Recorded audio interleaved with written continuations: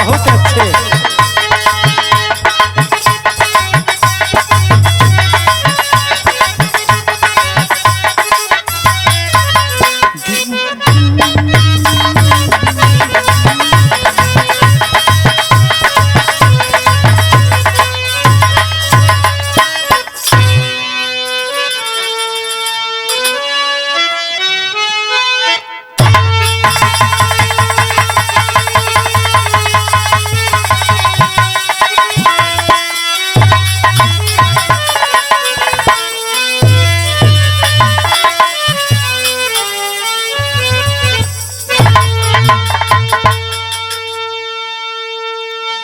भारतीय लोकगीत बिरहा कलाकार गायक बिहारी लाल राजभर जामडी चंदौली से।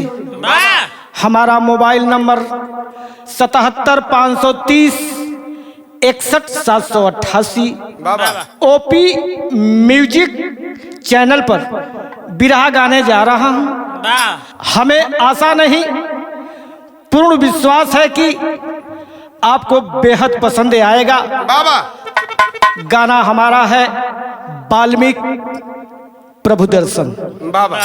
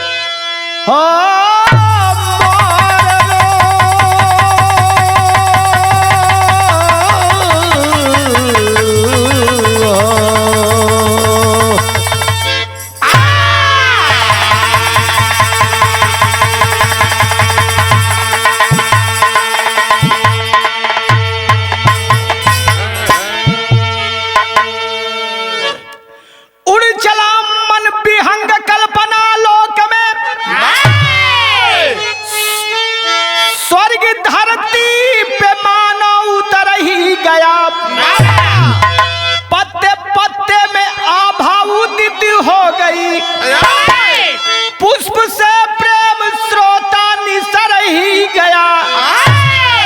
जानकी बन के दुल्हन अयोध्या गई। राम से जब हुआ प्रेम पहला मिलन, धर कमलवद चरण मुग्ध होती सिया। लोकते राम रूप लरजते नयन।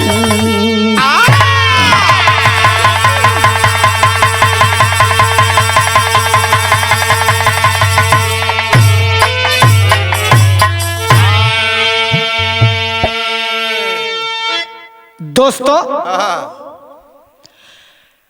जनकपुर बाबा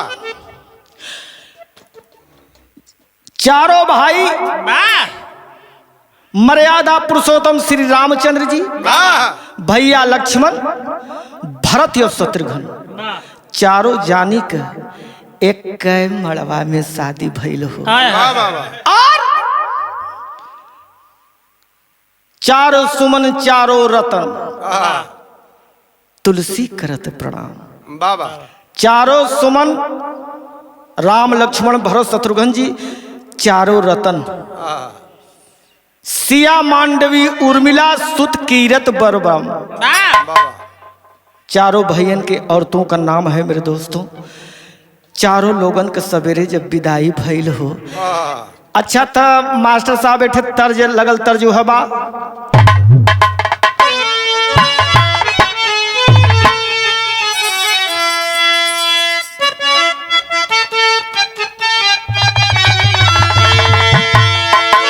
तर्ज बाप कि मैंने सुना है मैं खाने का,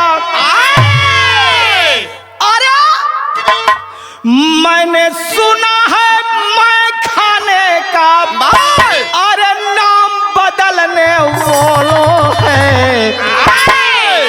खोल के बोतल रख दो सामने, जाम बदलने वाला है।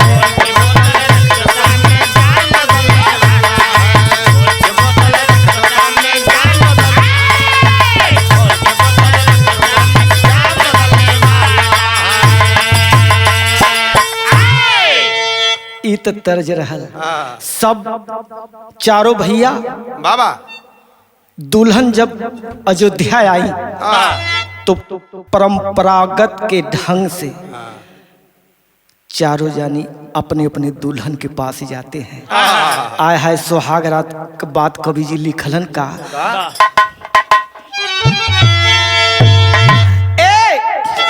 मधुर मधुर मादक चितवन से मधुर मधुर मादक चितवन से अरे चैन चुराई सीता ने सुभग सुनहल जीवन पथ पे प्यार बिछाई सीता ने।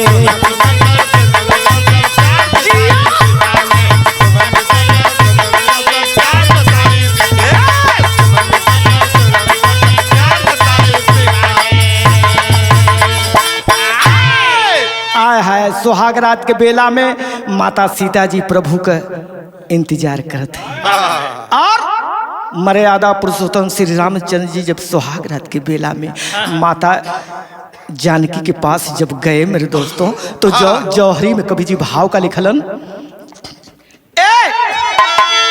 दुल्हन की देख शोभा बोले है दिया पर हो ये प्रभु तेरा मेरा सीता सदा अमर हो संकोच को हटाकर मुस्का के सिया बोली मानो चटक चमेली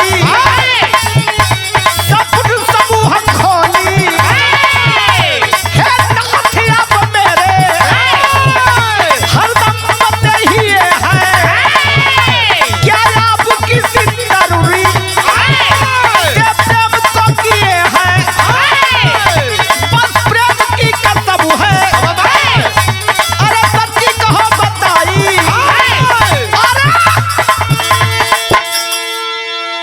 सीता की देख शंका रघुबर को हंसी आई।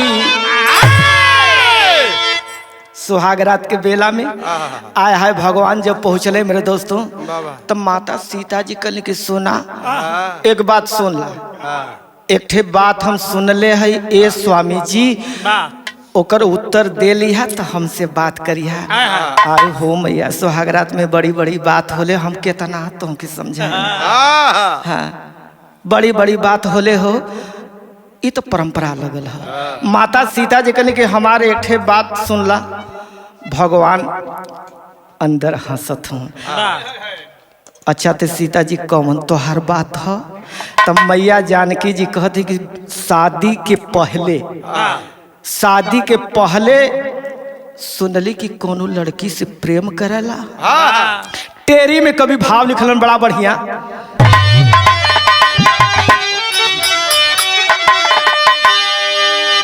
आलिंगन में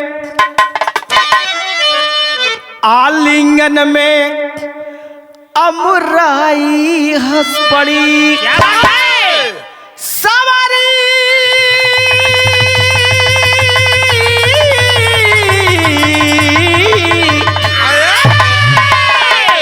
आलिंगन में अमराई हंस पड़ी मधुकर की ममता में मनोरमा शर्माई आलिंगन में अमराई हंस पड़ी मधुकर की ममता में मनोरमा शर्माई आलिंगन में अमराई हंस मधुकर की ममता में मनोरमा शर्माई।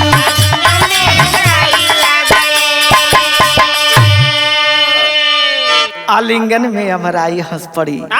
गौर करें मेरे दोस्तों माता सीता जी लज्जा में संकोच में कैसे भगवान से कहते हैं कि सुना शादी के पहले कोनो लड़की से प्रेम करत रहला भगवान ऊपर से चेहरा बनौले बन अंदर से हंसत बन कर ले मेहरार उनके शंका हो जाला और सच्चो हो कोनो मर्द बतिया लेला और कोनो जाके उनके मेहरारू से कह देला कि मारे यहाँ गोबर पाथत हो तो हर मर्दा दूसरे से बतियावला आय हो मैया न टाइम से खाना दीहन न टाइम से पानी दीहन नमो भर बोलिहन।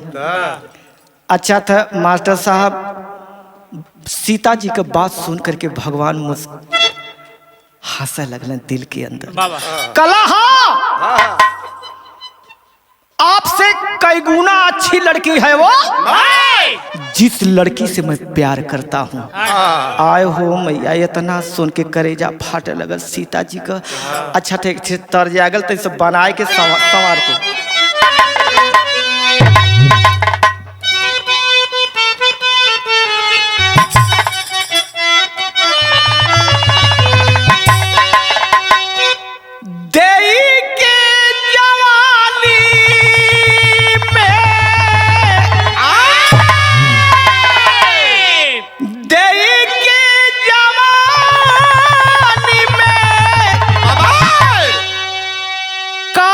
सवाए बलमुजी देई के जवानी में, काल सवाए बलमुजी काहे गैला पुरुबू के दे सवाए बलमुजी।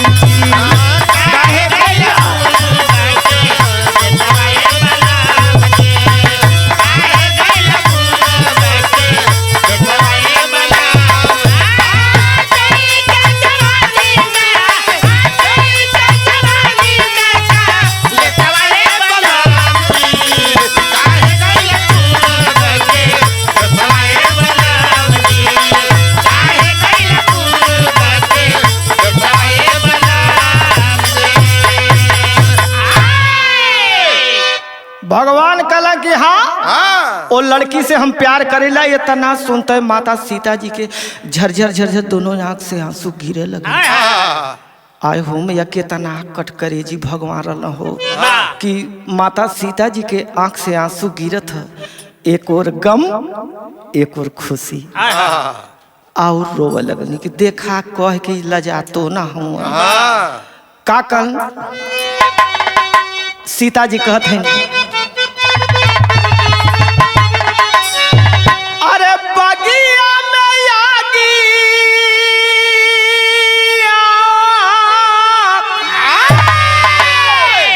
बगिया में लगवलाए स्वामी जी हमरा के बिरही नवलाए स्वामी जी।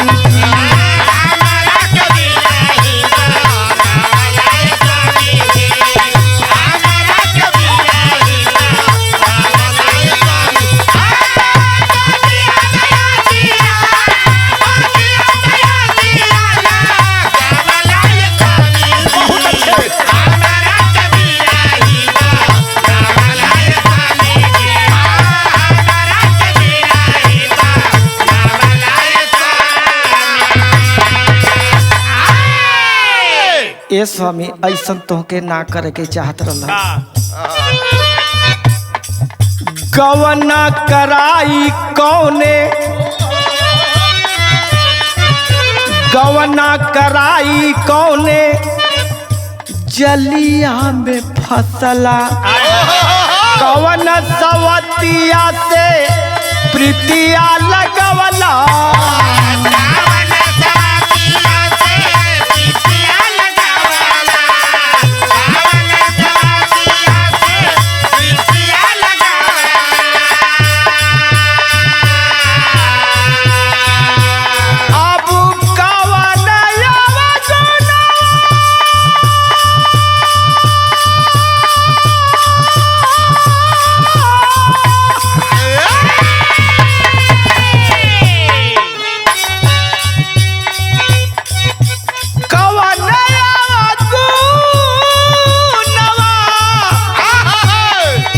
पवलाए स्वामी जी हमारा के पिरही नवलाए स्वामी जी।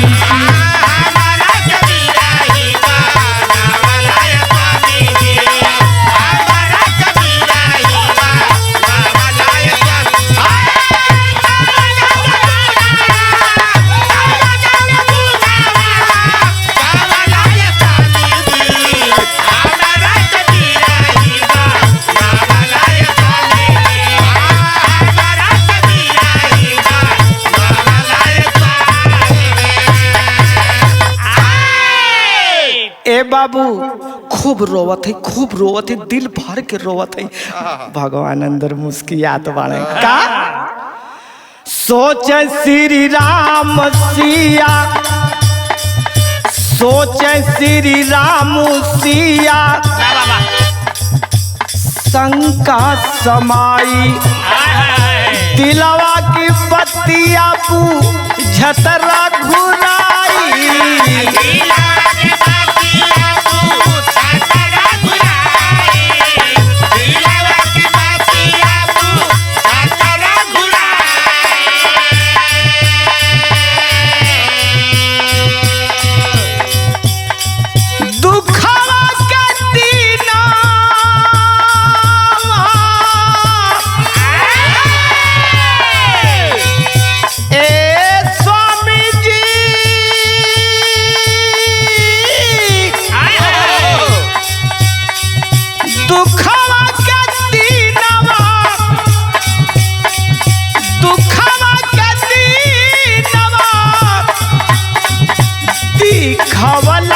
स्वामी जी हमारा के पिरही नवलाय स्वामी जी।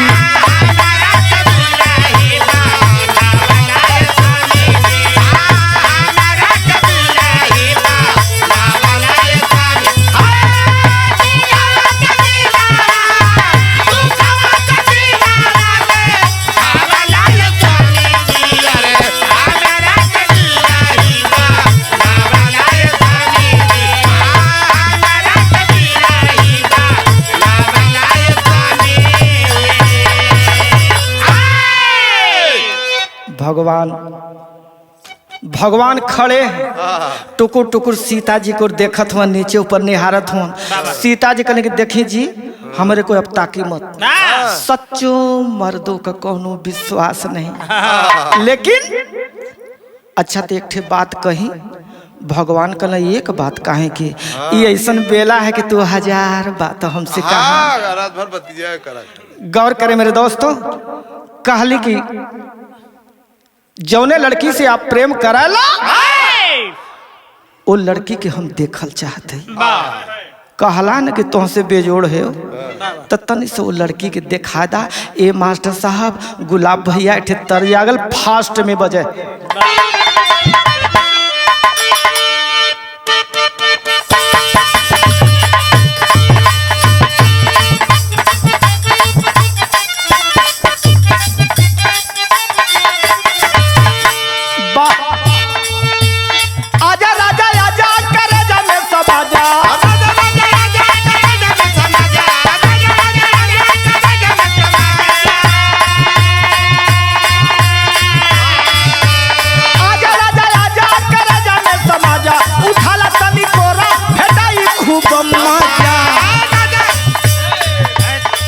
बहिया में कसी के सैया, बहिया में कसी के सैया मारेला कच कच कच कच।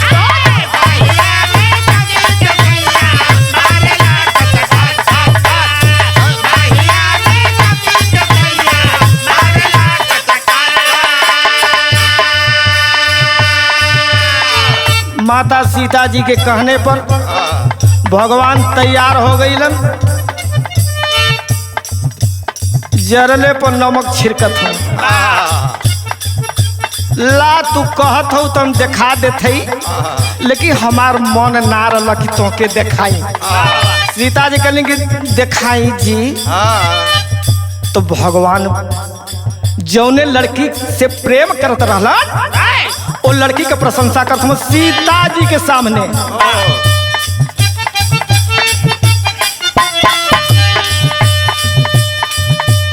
बड़ी खूबसूरत ममता की मूरत,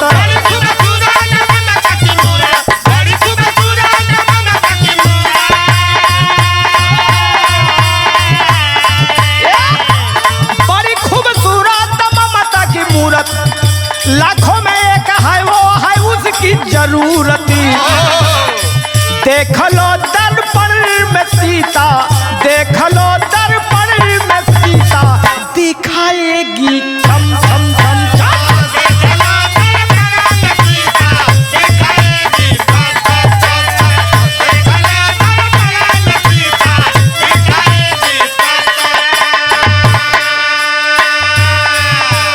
अरे बाप रे बप्पा, जब भगवान कहले कि घर में से शीशा लिया क्या, देख ला जौने लड़की से हम प्यार करीला ए सीता सच में बड़ी खूबसूरत बा।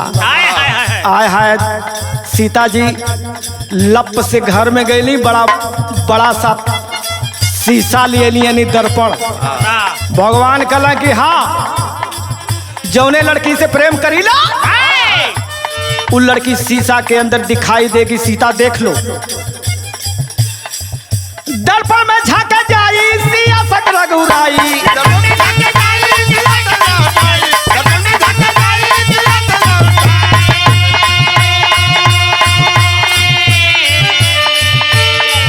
दर्पण में झांका जाई सिया संग रघुराई। यह सासव हुआ भारी, गलती माफी होगी सारी।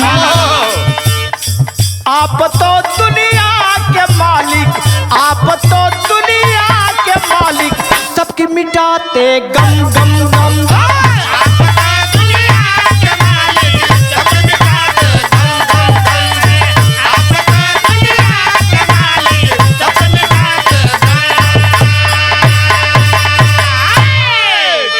ए भैया जे शीशा में झांकी वही का न चेहरा लौकी। सीता जी कल के अरे ये शीशा में तो, ये दर्पण में तो मेरा ही चेहरा दिखाई दे रहा है और हमारे स्वामी राम का। देखा ये मर्दन के चक्कर में हम पड़ी लना, बड़ा जालिया होले मर्द, हमसे झूठ बोलत हुआ।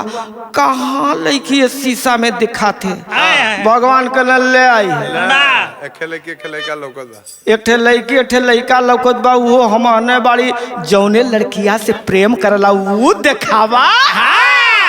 भगवान जा करके बाबू शीशा में देखते हैं तो करोड़ों राम करोड़ों सीता। अरे बाप रे बप्पा, देख रहे हैं सीता, देख देख वही लड़की है, यही लड़की है जिसे मैं अपने दिल में बसाया हूँ। इसी लड़की से प्यार करता हूँ सीता। तब से ज्ञान खुल जाता है माता सीता जी का। तुरंत भगवान के चरणों में गिर जाती हैं, कहती हैं कि हम अबला न है, अबला से भूल चुक हो जाले स्वामी, हमरे गलती के माफ कर दा। गौर करें मेरे दोस्तों, भगवान कल हंसा लगना, कल अरे जे दुनिया भगवान कहलन कि ई कौन भारी गलती कैले हो। सुहाग रात के बेला में यह बेला हंसने की, गीत गाने की, मौज उड़ाने की, दिल की बातें कहने की है सीता। अरे ये कौन तू भारी गलती कैले हो। एक बात हो कि पहली रात सुहाग रात के बेला में हर औरतें अपने पति से मुंह दिखाई में कुछ मांगती हैं। अरे सीता, अरे सीता मांग ले कुछ। सीता जी कली का मांगी हो, का मांगी जी, जे दुनिया का मालिक हो हमार पति हो, हम का मांगी।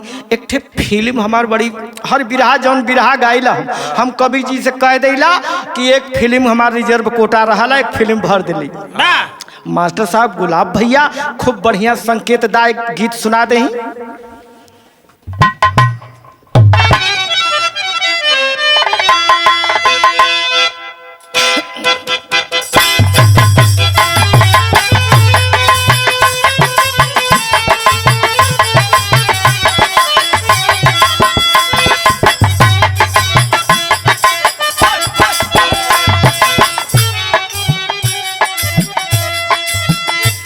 दिल लेके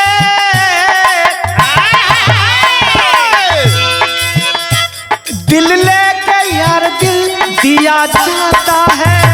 दिल लेके यार दिल दिया जाता है। दिल लेके यार दिल दिया जाता है।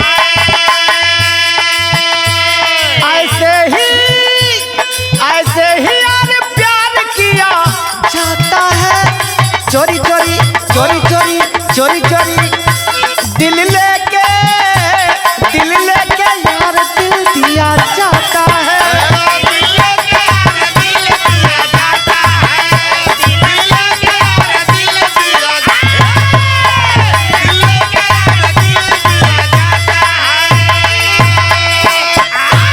नैनों से वार छुप के किया जाता है, नैनों से वार छुप के किया जाता है।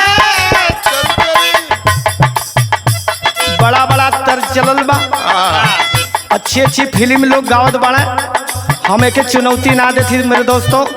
गाना में कवि जी लिख रहले रहलन, ऐसे हम गा देते मुँह दिखाई में भगवान सीता जी से कहत का हुआ, पहली रात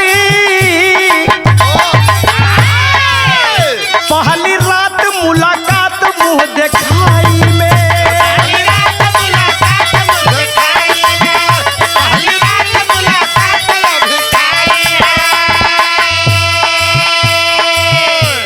दो फूल चाहिए घूंघट उठाई में, हंसी हंसी हंसी हंसी हंसी हंसी पहली रात मुलाकात मुँह दिखाई में।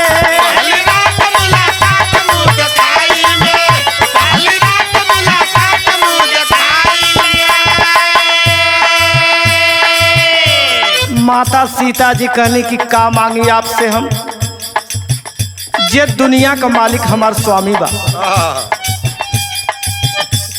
जा हमके दूठे फूल खूब सुंदर लिया के स्वामी जी मुंह के दिखाई में दे दा। आय हाय कवि जी लिखलन का, कोई अनोखा माता सीता जी कहते हैं, कोई अनोखा सुघर फूल लादा, चल श्री राम पूरा करने को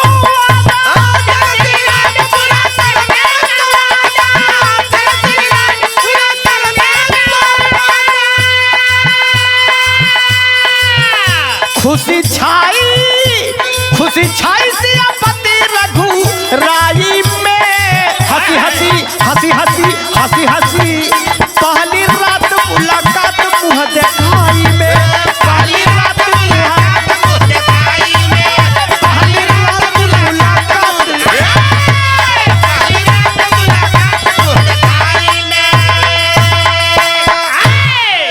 भगवान तुरंत धनुष बाण लिए मेरे दोस्तों और चल दिए माता सीता जी के फूल लिया बदे।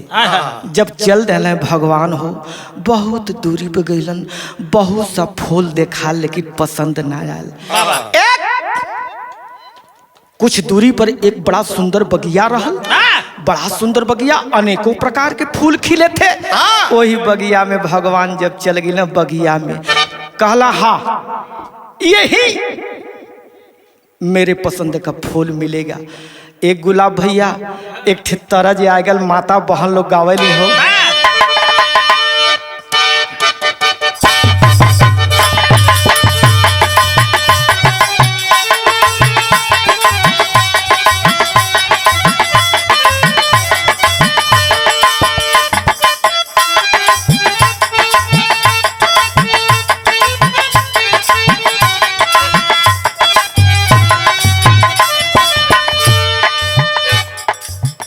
बड़ा बड़ा तर्ज निकलेला पुरान हो जाला, लेकिन ये तर्ज कबो पुराने ना हो।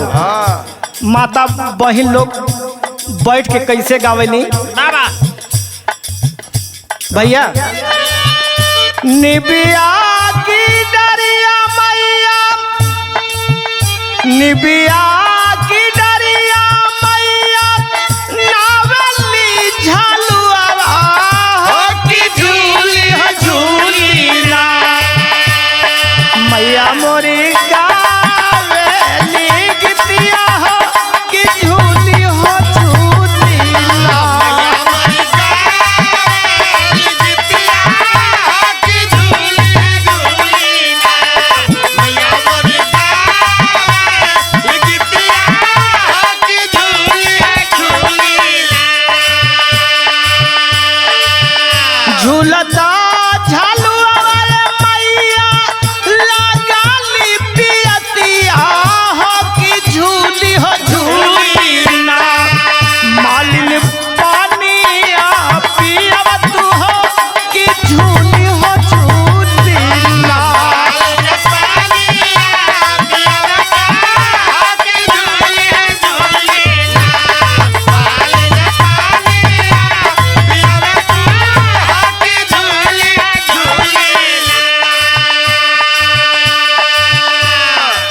बिरहा हमार ध्यान से सुनबा, समझ में आएगी। बगिया में जब भगवान घुसला तब से समहनवा एक पेड़ परजाता का दिखाई गया। अरे बाप रे बप्पा, परजाता का पेड़ जिसमें 2 कंछा था, दोनों कंछों में बाबू एक फूल खिला था। ऐसे तो तमाम फूल खिले थे। भगवान कहा हाँ, यही फूल तोड़ करके परजाता का फूल अपने सीता जी के देव, हमारी सीता खुश हो जाई है। बाबू गौर करें, भाव कवि जी लिखलन का, अगला बगाला दुई, अगला बगाला दुई, परजाता का पेड़वा हो दिखाई गई लेना, हो दिखाई गई लेना, खिलल एक फूलवा हाल भाई गई लेना।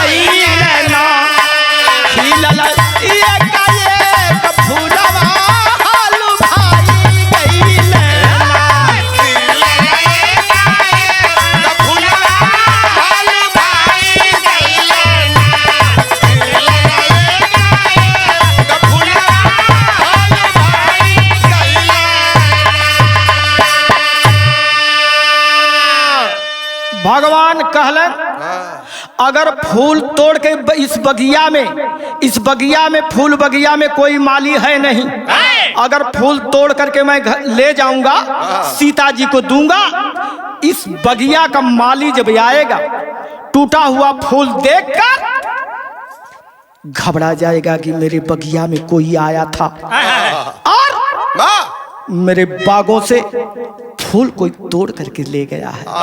आए हो मैया, तब हमके चोर बने के पड़ी।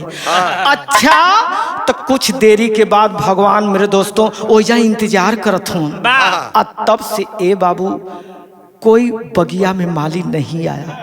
माली जब नहीं आया तो भगवान का विचारधारा बदल गई। चला यह फूल तोड़ के अपने सीता जी के दे आई, दे दे ही, अब फिर कबोए बगिया में आई तो माली से मैं बता दूंगा कि तेरे बाग से फूल मैंने ही तोड़ करके ले गया था।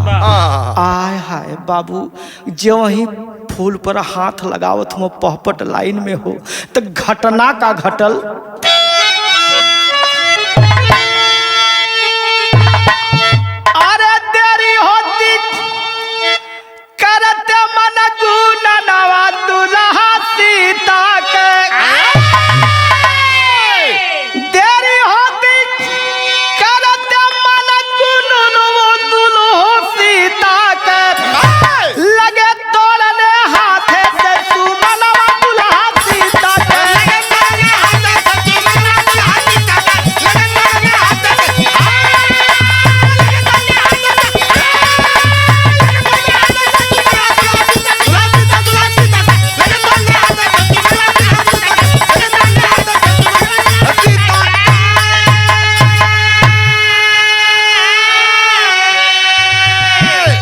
आय हाय बाबूजी, जे वही हाथ लगावत हो घटना का घटल। ए गुलाब भैया, घटना का घटल हो। टूट फूल धरती पर गिर गए, भाई लड़का का सिरवा हो, लगे झंखने रामचंद्र जी, बाहर रक्त के धरवा हो, दूसरा फूलवा करता तब रुदनवा दुल्हा सीता का, काहे कटला भैया का गर्दनवा दुल्हा सीता का।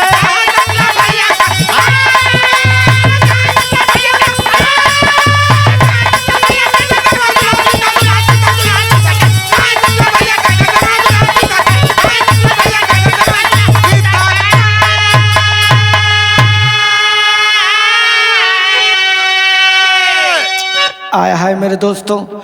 फूल पर जो ही हाथ लगाते हैं पकड़ कर तोड़ते हैं। बाहर अचरज फूल टूटा, धरती पर गिरा मेरे दोस्तों, जैसे खस्सी काट दिया जाए, धड़ अलग और सर अलग। उसी तरह वो फूल कौन था बिरहा के लाइन में हम बता दे। लड़के का सर बहु कटा हुआ, धड़ अलग और सर अलग, छटपटा था लड़का।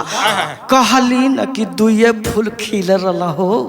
एक फूल तो लड़का बनकर धरती पर छटपटा रहा है और दूसरा फूल जो डाली में खिला था मेरे दोस्तों रो रहा है। अरे अपने भाई के विरह में रो रहा है। अरे कैसा तुम पापी हो कि मेरे भाई का गर्दन काट दिया। भगवान को अरे हम फूल तोड़ अली, कैसन घटना घट गई।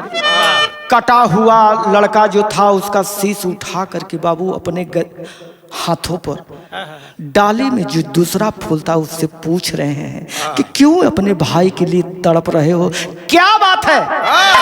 पूछत का बाणा वाह भाई वाह। उठासी सको हाथ पे अपने झंखर है रघुराई हो। पूछ रहे दूसरे फूल से कहो भेद बतलाई हो। हाथों पर शीश लेकर के पूछ रहे हैं कि बेटा मैं समझ नहीं पा रहा हूं, बताइए जी दुनिया का मालिक। वो पूछत बाण कि क्या बात है, क्या बात है।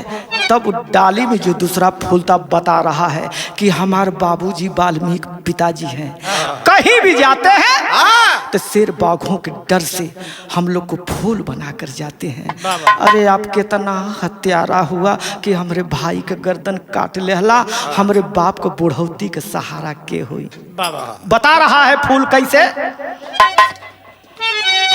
अरे एक बाप का हम दोनों सुगनवा दुल्हा सीता के, अरे झूठे कटला भैया के गर्दनवा दुल्हा सीता के।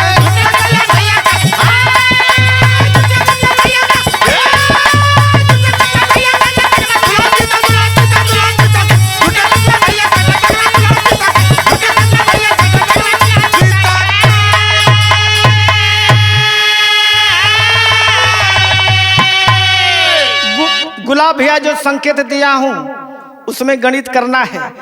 कह रहा है हे राम आप है राम नहीं। दूसरा फूल जो डाली में खिला हुआ था अपने भाई के वियोग में राम को धिक्कार रहा है। हे राम आप है राम नहीं, जब मानव तन में धर्म नहीं। अरे सर काटे यदि मान बढ़े तो मेरा सर काटिए अभी। इस अवधपुरी के दामन के नरमुंडों को पाटिए अभी। इतना बातें याद कर रखें, यहां से मत भागिए अभी। भागा मत। और हमारे पिताजी वाल्मीकि जी आ जाएंगे। जब मुझे लड़का बनाएंगे तो अपने भाई का बदला आपसे लेंगे। भागना मत। भगवान शुक्ल के रे बाप रे बप्पा। अंतिम गीत यार आल्हा लगल भैया।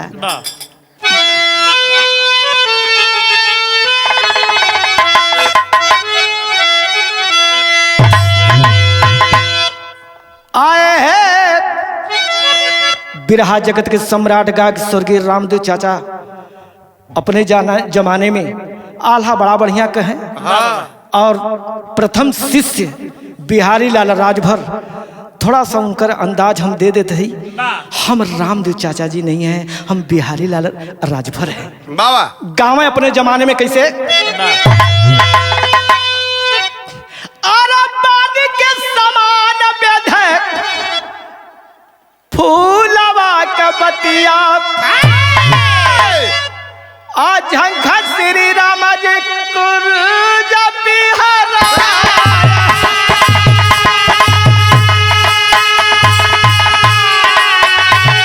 अरे झंखा श्री राम जी करे जब बिहारा।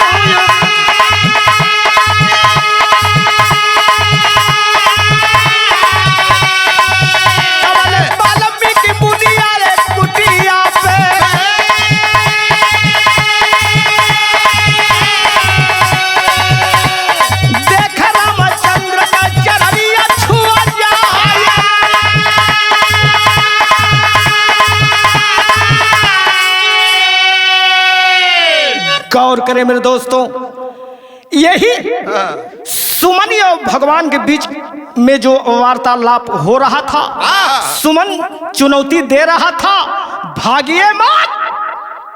यही बीच में वाल्मीकि जी कुटिया पर आ जाते हैं मेरे दोस्तों। आए हो मैया, वाल्मीकि भय ब्रह्म समाना। गौर करें मेरे दोस्तों, वाल्मीकि जी कहले धन्य भाग कि मेरे बागों में मर्यादा पुरुषोत्तम श्री रामचंद्र जी आए हैं। आए हो बाबू, नैना फाड़ फाड़ के दर्शन करब, नैना फाड़ फाड़ के दर्शन करब।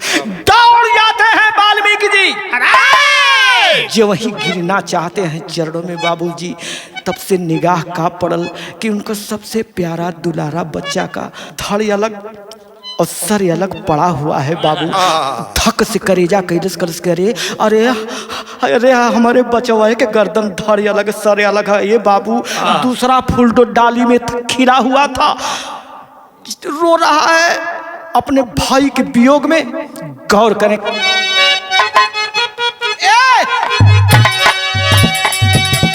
फूलावा से दोनों को बनाए फिर लगावा, फूलावा से दोनों को बनाए फिर लगावा।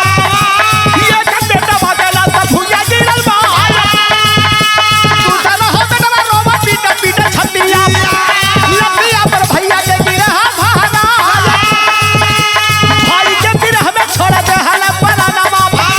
झंका मुनी गइला दोनों सुगा न परा।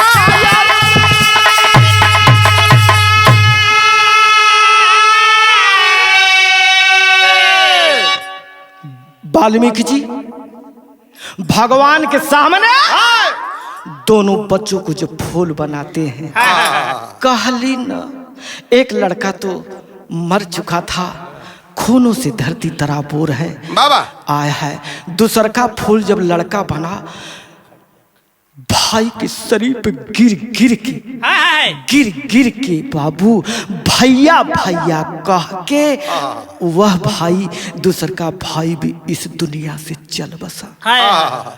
भगवान अवाक हो जाते हैं कि एक घटना तो हमारे हाथ से भइल, एक घटना तो भाई के प्रति इस दुनिया से चल बसा। भगवान के चरणों में वाल्मीकि जी की गिरल चाहत हूँ कि आप तो पारदर्शी अंतर्यामी है। वाल्मीकि को क्या गम है जो दुनिया का मालिक बा। जब ही गिरना चाहते हैं मेरे दोस्तों, तब से दोनों हाथ पकड़ लेते हैं भगवान। कहने कह रहे ब्रह्मर्षि ये क्या करते हो? तो बिरहा का लाइन कवि जी का बताओ तो बड़ा।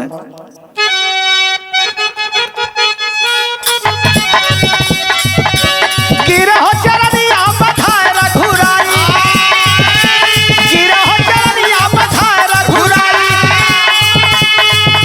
तब तक भगवान लहला उनके संभाल।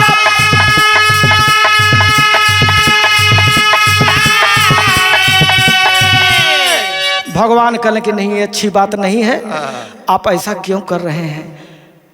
तब उस समय वाल्मीकि जी कहने कि प्रभु आप तो, आपकी महिमा अपार है। आप जब ध्यान में हुए वाल्मीकि जी तो देखे कि भगवान हमारे बगिया में मुंह दिखाई, सीता जी के मुंह दिखाई बदे फूल लिया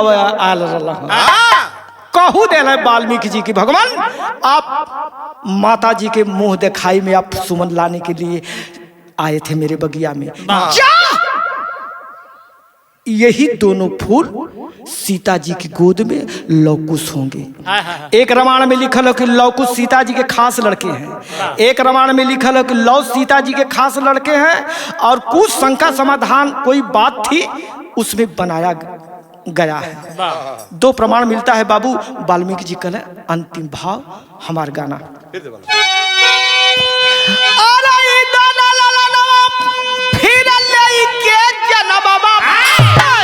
कि सीता जी के गोदिया के दी है हो सजाया,